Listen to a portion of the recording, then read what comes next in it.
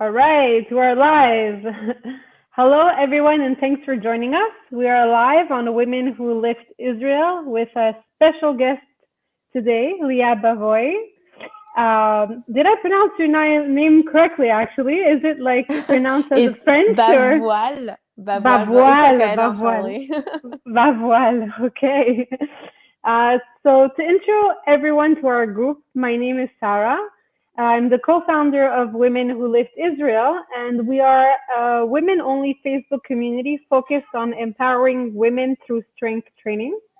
So we started these live interviews because we wanted to be able to give all of their wonderful women in our community plenty of inspiration, motivation, advice, and tips from professionals and athletes in the field. And I'm so excited to have this conversation with Lya today. Thank you for joining us, Lya. Thank you for the invitation. Very happy to be there. Thank you. So, for those who don't know Lya, let me introduce her. Lya is a competitive power lifter. She's been making some serious waves since her competition debut 4 years ago, about. So, at only 27 years old, Lya has already established her place as one of the strongest lifters on the planet, and I'm not exaggerating. In her last competition, she created three new world records in her weight category. So, squat 205 kilogram, deadlift 230.5, and a total of 448 kilogram. This is amazing. Thank Um, you. we're like so proud of you. And aside from her incredible powerlifting career, Lya is a school teacher and a Gymshark athlete.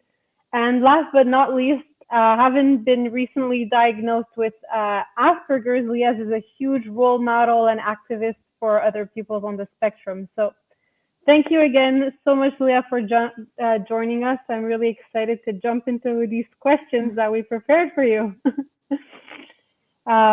Okay, so let's start with the beginning. So tell us about yourself, who you are, where you're from, and anything else you'd like us to know about you. Uh, so I'm Lya. I'm 27 years old. I'm going to have 28 on December. And that's my cat. I'm sorry. So you're a um, Hanukkah baby. and yeah, I think you already told like most of it. I'm a Yeah. teacher. I'm on the spectrum too. I was diagnosed with autism, Hmm. and that's it mostly. Okay, and you lived your whole life in France? Yeah, I'm living in Yeah. France, and I always been there. Okay. Awesome. And let's start with the very beginning. So, what was young Lya like? Oof. Young Leah, she was not talking much. Hmm. She was quite like white child. Um, and most of the time I was reading books. I was always Books. reading books. Yeah. Okay. And I was a huge fan of Disney, so I was watching The Lion King every morning. Like every morning. I was doing my milk with my chocolate, and I was just putting the it was not a DVD, it was like the old version. I don't know the name in English. You know uh, the black box you put in the Videotapes, yeah. yeah. And I was watching like Lion King every morning. So yeah, that's Amazing. little Leah. Amazing. And when did you discover powerlifting? When did little Lya become a powerlifter? Pretty late actually. I started to train. I was already 21, 22 years old. Hmm. So it's mostly like 5, 6 years ago. And the whole time you were like kind of active doing other sports, or it's just you fell in love Not with at power all. with nothing? Not at all. I was not sportive at all. I didn't like sports so much. Hmm. But I did fall in love with powerlifting. So yeah. And how did it happen? Like, So how did you discover it? at first I went to the gym because I wanted to lose weight. Hmm. And one of the coach who were there just told me, or like, you are pretty strong for a beginner. and he teach me how to squat, bench, and deadlift, and I love it.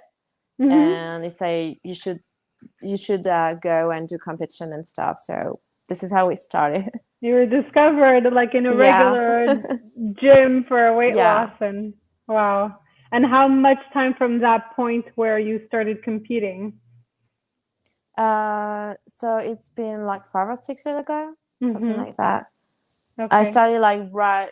So at first I wanted to do some kind of fitness, Mm-hmm. and like I did fitness for maybe 2 or 3 months, Mm-hmm. and I just go straight to powerlifting after that.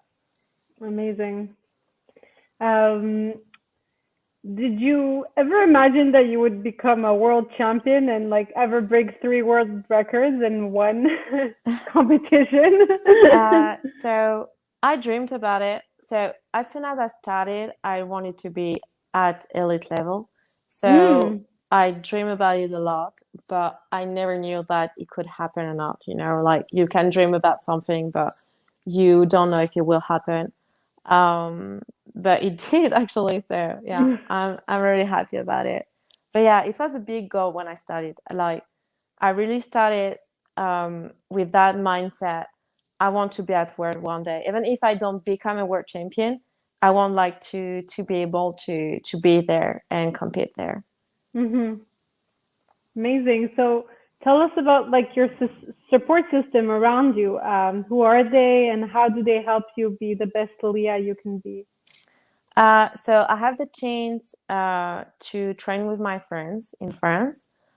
So at first I was training alone, like during 2 or 3 years in a not really a commercial gym, but kind of. It was more little than a real commercial gym. But I was training alone, and um, in a competition, I find someone who were doing powerlifting in near mine where I live, Mm-hmm. and we were like, oh, why we don't train together sometimes, and we just end up opening our private gym and Oh wow. buying our what is the name again? Our racks Equipment. and plates and Mhm. stuff. Mhm. And yeah, so we are all training together, and he puts you to be better like every day. You know, even if you are not motivated to go, you know that you will have fun and chill time with your friends and stuff. So Mhm. you just go and do what you have to do. You know, so yeah, That's it's great. amazing. Do you have a coach that kind of gives you like a routine or a plan to get So to the I numbers that you want to add Yeah, get I to? have been coached by Panayotis. He's one of my best friends today, and I recently changed for another coach, um, and so just afterward. But he coached me like during 3 years mostly. So Mhm. Amazing. So we often hear from athletes that the moment that taught them the most about themselves throughout their athletic career was a moment of struggle rather than a moment of success. Is did you have some type of moment like this that you feel taught you the most? uh, so I'm a very emotional lifter. So Mhm. yeah, I use all my struggle to lift all Mhm. my emotions. So yes, I had struggle time with powerlifting, obviously. Mm. So if you're like having a bad day at school or something, the kids drove you Yeah, crazy, you put it all yeah, on the bar. So you actually have to thank the hard kids for your yeah. athletic career. Sometimes can be hard, like, and I'm like, oh, and I just go to lift, and you feel relief after that. So yeah, it's my um, moments. Like when I go to train, it's the moment I forget about everything and all the bad days and all the bad stuff, and I can just relax. mhm. It's the favorite part of the day, basically. Yeah, I think one of the very inspiring aspects about your story is that you were recently diagnosed with autism, and you speak about the fact that it took a really long time to get a diagnosis for the type of yeah. autism that you have. I think it's not very common among women. I also heard you say that in an interview, you think that you are better and more disciplined as an athlete thanks to it. So I really want you to kind of like dig in a little bit about this and let us know maybe how you figured out this diagnosis and how you think it helps you with your powerlifting. So it already started when I was a kid. I have diagnosed like a precocious kid because I knew how to read and write. I was 3 years old. I started Mm. school. I was 4. When you start in France, you should have 6 years old. Mhm. Um, and yeah, so I always have been like a weird kid, a little bit. Mhm. But um, so it started when I was at school, when I was studying for being a teacher. Mhm. And a teacher, so we were studying how to handle disabled kids in our classroom. And she said, precocious kids, it's a kind of autism. And I was like, why she's telling that, like, why? Mhm. And I wanted to know. So I made my own research, Mhm. and more was reading about Asperger, and more was like, it really looks like me. And I read a review saying that most girls doesn't get diagnosed because autism with girls is different from autism with boys, and most Mhm. of the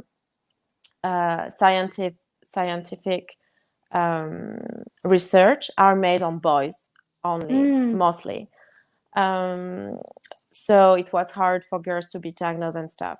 So I wanted to be sure about that. And so I started to be diagnosed. I was like 21. It took me 1 year. Wow. Wow. It took me 1 year to have the official diagnosis because it takes a long time to do the test and stuff, the professional. Um, and yeah, it was that. So, and I had a lot of my answers with that, like my behavior, my difficulties, because I didn't have so much answers before. Um, so yeah. So one of the things that I see in you always like while training is like these big earphones. Are they like, is it Yeah. music or it's like noise So I cancellation? It's actually most of the time I don't listen to music in it, except when I lift. mhm. But I keep it because it helped me to focus. Mhm. Otherwise, there is too much noise and I can't concentrate, and I can't talk with people. So it Mhm. helped me to lower the noise around me in Mhm. order to have interaction with the others. Other Mhm. way, I wouldn't be able to have that because it's just too much noise and I feel like super overwhelmed. Overwhelmed. Mhm. And yes, and it stressed me out. And after I stop talking, and I get emotional and blah blah. So so I keep always my earphones. What I did see some of your Instagram videos with music in the background from Israel, like Sarit Yeah, Hadad and everything. I loved it. I We're really like love that song. she's representing in France. Yeah. So how do you see that autism is helping you be a better power lifter? So one of the um, one of the thing with autism is that we are really into routines, like all the Mm. time. We love routines, it secures us. So, and powerlifting, it's a kind of routine for me. Like it's always the same, like always squats, bench, deadlift. Mm. And we love details. Um, so, so yeah, I'm very focused on that. It helped me a lot Amazing. to be perfectionist. Okay. I guess you have to be a real professionist on technique when you're lifting so much heavy weights like that. Also, Sorry? What? um, you have to be very perfectionist on the technique Yeah, and learn you the have technique to. because or else it becomes dangerous at those weights um, Yeah, it can at be. that level. Yeah.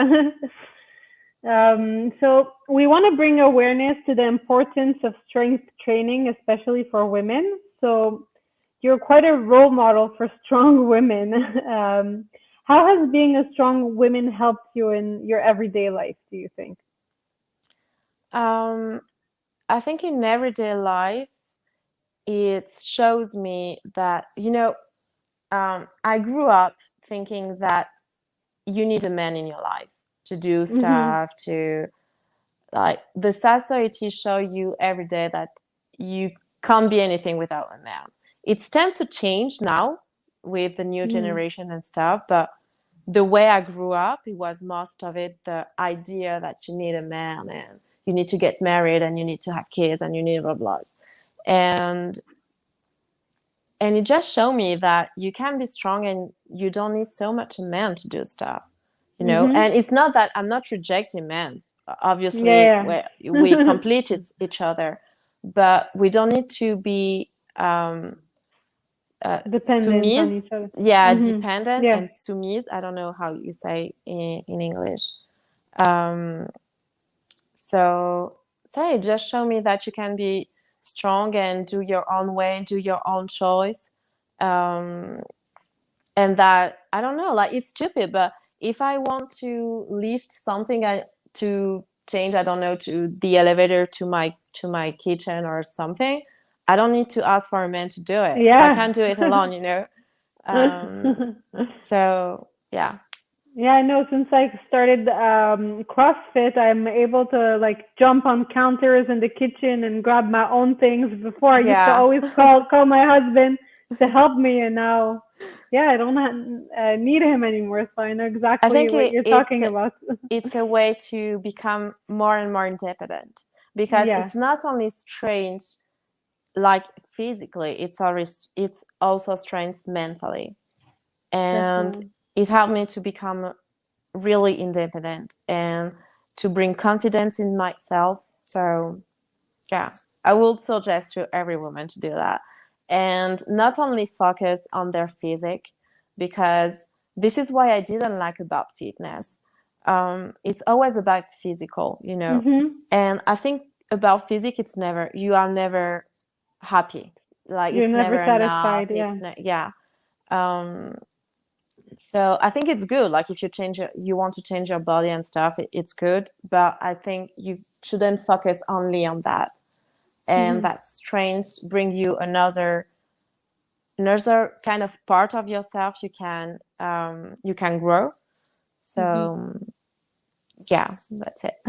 Yeah, there's so many opportunities with strength training to like be proud of yourself. So like every Mm, little like extra weight that you do, like every half a kilo that you add to your squat is something like you can be proud of. And sometimes yeah, it happens like for me, this improvement sometimes happens like every workout. So like every single workout, I can like increase my confidence and yeah. be proud of myself, and it really gives this good energy. Like yeah. And actually, I'm a little bit upset too that today in the society we just learn to lead a girl, or like how to make up, how to be fit, how to look Hmm. like it's always you need to look like that, but we never teach one woman or woman to be strong and to be Hmm. themselves and to love themselves, and to be independent and to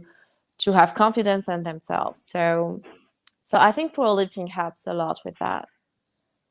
Amazing. And we're trying to change that at Women Who Lift Israel. Amazing. So, Women Who Lift Israel's community is growing every day, and more than half of our members identify themselves as completely new to all forms of strength training. So, advice do you have for women who are just starting on their lifting journey? uh, so it depends if they want to compete or not. But if they don't want to compete, I would say to just have fun and do every session with your heart, like really. Mm-hmm. And after, if they want to compete, I would say that take your time. You have no rush. Take your Mm-hmm. time, like to improve your technique, to learn how powerlifting works, with your federation you want to compete, like the rules Mm-hmm. and stuff. but always do with fun and your heart. Like, Amazing. That's great advice. And what's next for Lya Bavoil? What goals do you have for 2022 and beyond? um, so I will compete in both categories. So, and for the moment, I'm competing in 63 weight class, but I Mhm. would like to compete as a 69 lifter too. And I will be competing at 69 at Europeans. So I would like to break more records in both Mhm. classes and push the world records are more higher. For the moment, that's it. That's really interesting to me. In order for you to like move categories, what do you need to do? Gain weight, gain muscle weight? Like, So how does it work? actually, I just so my normal weight it's around 65, 66. Mm, And in order to be at 63, I cut only for the competition. So okay. actually, I won't be a real 69. I will just stay at my normal body weight. Mhm. Okay, got it. Um, I, so now we move to the part of the questions from the community. So a lot, like the community was so excited about this interview, so we got a lot of them. So I'm going to show on the screen the questions and read them for you. Okay. So as a teacher, do you have advice on how to teach kids about acceptance? Um, so the what I use in order to teach acceptance is books. Most of the Mm-hmm. books they are really great to teach kids, but it's not only like read it to them. It's read it and have a reflections about it with Mm-hmm. them, like what they think about it. Um, did they get the emotions of the characters? How would they feel if they were at their place and stuff? You know. Mm-hmm. So yeah, I Mm-hmm. would say books mostly. Books and work on it with them. Learn the emotions, able to name them, like to put a name on the emotion they can feel, and how to deal with it, and why they do feel that way. And yeah, I always work with my pupils about and if it that happened to you or one of your friends, Mm-hmm. what would you do? How do you feel? And yeah, that's it mostly. And after you can do that with mostly Disney's, you can do it during movie, but it's easier to do it with books because you can Mm-hmm. stop. Like the movie, it's different. You know, when you are in it, you don't want to stop like each 5 minutes Yeah. to talk about it, and it's quite longer. It's easier to do it with a book, but yeah, I mostly work on that with them with that. Amazing. That's great advice. Next question. Can you elaborate on your training and rehab with hip pain? So I deal with a hip pain last year in August. So I'm a conventional lifter, and I wanted to add some sumo in one of my block, and so that's my how I got injured with my hip. Mm. Mm. So at first I was like, oh, it's gone, it's nothing. I just stop sumo and it will just go away. But it just got worse and worse, Oh and no. I'm kind of stubborn, so Mm. I don't go to the doctor easily. You know, like I'm always, oh, it's gonna go away, it's gonna go away. Mm. But like, I had a competition in February, and after February, it just got worse. But at that point, I was like, um, I could walk and stuff. Like it was painful, even walking, even sitting, even Oh like laying wow. down and stuff. So I was like, okay, maybe I'm gonna do something right now. Yeah. And so this is at that moment where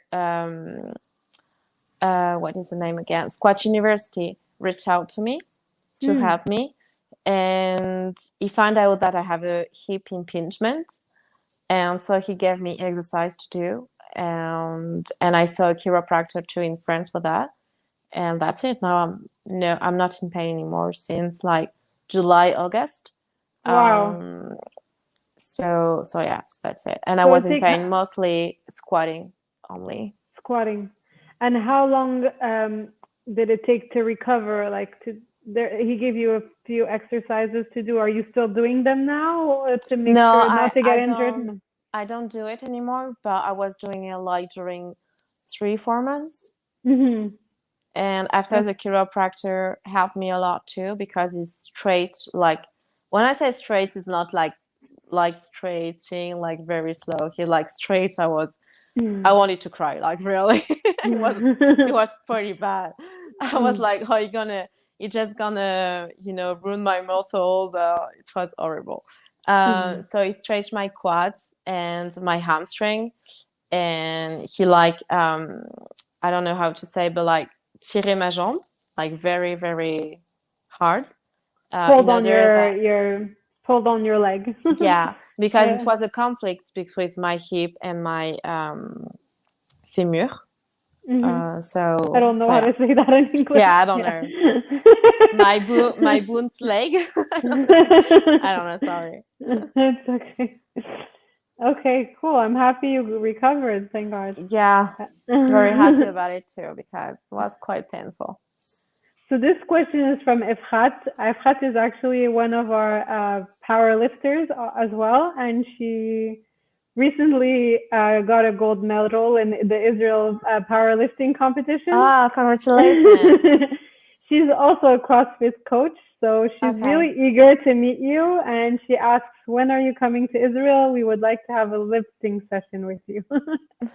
I will love that. So I came to Israel for the first time. It was like 3 years ago, I think. 3 years Mhm. ago. But I took a break for pro lifting during my old days. Like during 2 weeks, I didn't lift weights and stuff. I was just like chilling and. But next time come, I would like to train and visit. So of course, Awesome. but Maybe I will try next year. amazing. It will be Maybe we great. can invite you to one of the powerlifting competitions here. That will be awesome. I couldn't come before because the borders were shut down. Yeah, But now you told me that they open back again, so I will awesome. like. We're And waiting for I you. actually I thought at some point I thought about lifting for Israel and not France anymore. But in Israel you don't have IPF federation. It's Hmm. only WPC. So I was Hmm. like, oh no, I can't do it. Maybe one day, I don't know. Awesome. How many times a week do you squat, bench press, and deadlift? So I changed my program for the moment. So I'm squatting 3 days a week. I bench press 4 times a week, and I deadlift twice a week. Mm-hmm. Okay, so do you do these like the same day, or they're all days dedicated to each exercise? So I have 2 SBD in the week. I have only one day. I only do SB. I only do one bench, Mm-hmm. and the other 2 days it's squat and bench. Mm-hmm. Okay.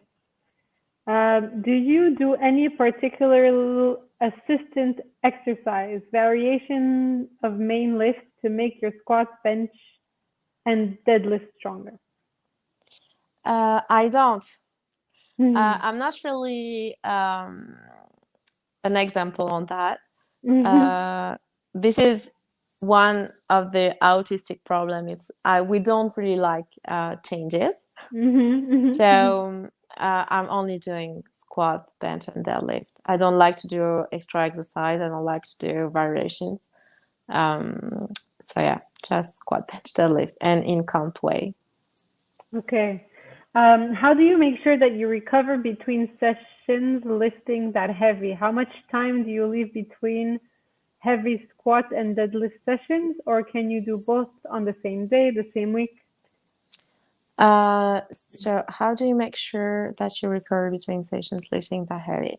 So recovery is mostly with nutritions, Mm. hydratations, and sleep. Mm. Mhm. So I pay attention to all these three. And if I don't recover knowing that all these three is great, like Mhm. I sleep enough, I drink enough, I Mm. um, I eat well, if that my program is not good, like good in the sense that the stress is too high and my body can't Mm. recover. So that is how I know if I recover well or not and what I need to change. How much time do you leave between heavy squat and deadlift sessions?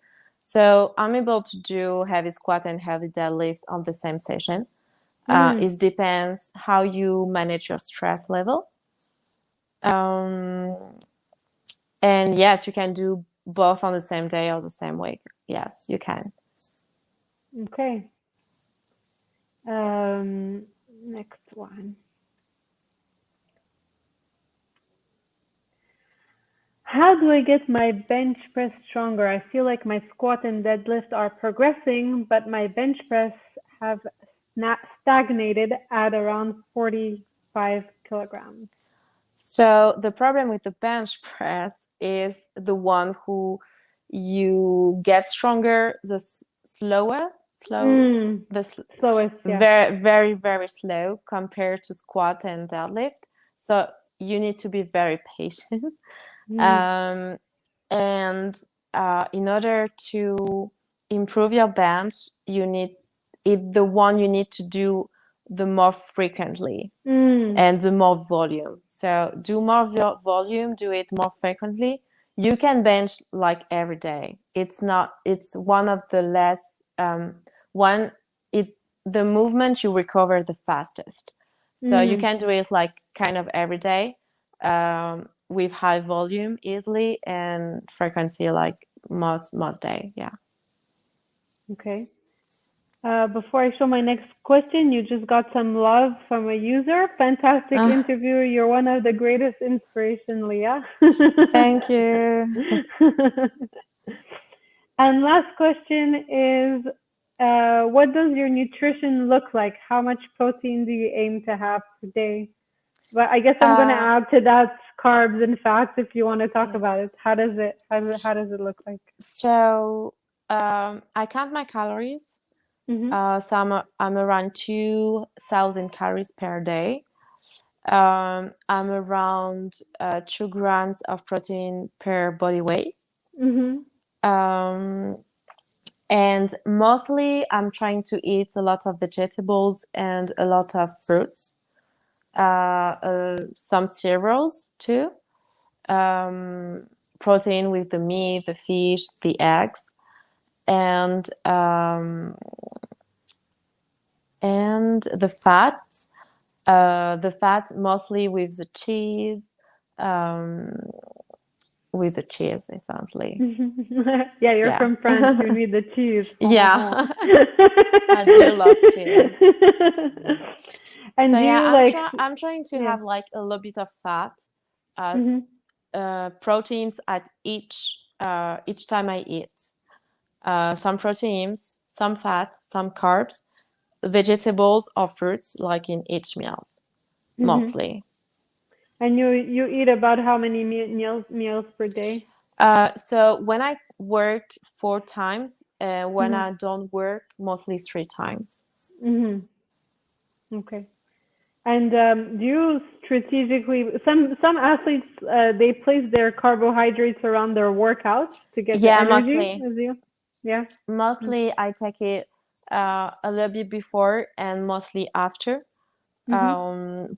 For example, for the morning, I don't eat so much carbs. It's more fat and protein. Mhm. Lunch, a little bit of carbs, protein and fat. And I work out on the afternoon. Mhm. So before I just take a snack uh, with proteins, no fat, just proteins and carbs. And after my training, I take a lot of carbs, some fat, and some protein too. Awesome. Okay, so that's all the questions. Our last question is to end the interview on a positive note. Give us a few words of inspiration from the heart. maybe share with us what your motto is in life and why. So I don't know. So I have a model. So Celine Dion is one of my model in life. Mhm. My mom Mhm. and Serena Williams, I will say. Mhm. I think. So Celine Dion because she's my favorite singer, obviously. Mhm. But she's that kind of woman who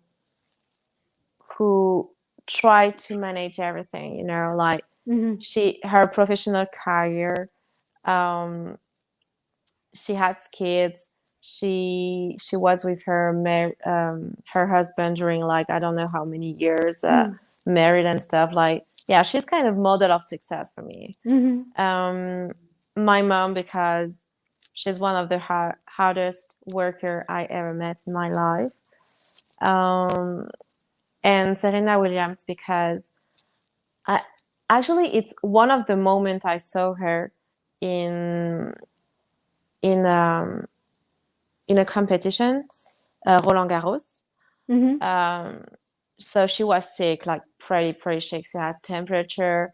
Um, she, yeah, you can see it. Like she was very sick, and she did it anyway. Like she was playing, and it was a final. And most of the other, so there were a kind of epidemia between the not the lifter but the Wow. tennis men and women. Mhm. And some of them they say like I don't do the competition, and she did. Like she was there, and Sharapova was winning the first.